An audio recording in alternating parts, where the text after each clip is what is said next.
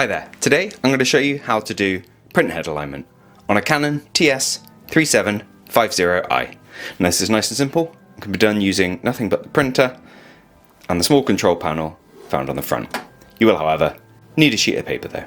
Now, needing to align your printer's print head should be pretty rare, but if you've already tried doing cleaning cycles and running off some nozzle check test pages and you're still noticing like a fuzzy prints or maybe like colour running around the outside of some objects you're printing, it might be a genuine alignment issue, in which case I'd recommend running this procedure.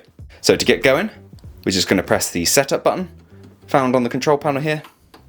We're going to press it 4 times. When you see a 4 on the screen here, we just press either black or colour button found at the bottom of the printer to get going. Now if we give our printer a minute, and eventually you'll end up with a page that looks like this. Now, whilst it's confusing to look at, what we need to do is very simple. Thankfully the printer is going to do all the hard work for us, so we just lift up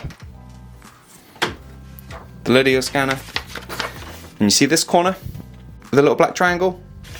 We're going to pop that in the top left hand corner of the glass, and there's a little arrow there to indicate the correct corner.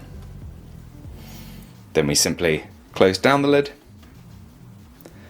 and indicate to the printer that it's good to go by pressing either the black or colour button.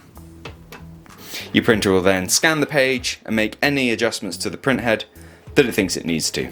So just leave your printer to it, and if you have any doubts, you'll be able to tell when it's done because this little LED here will stop flashing. Now this procedure is pretty good, pretty trouble-free, but if you've been running it and you're still getting those print quality issues that your cleans haven't resolved, and now the print head alignment hasn't resolved, you can also do a manual print head alignment check, which is a little bit more involved, and you'll have to go to your attached computer for that. But for ease of access, it's on page 124 of your manual, and I will leave a link in the description for you. But I hope you found this useful.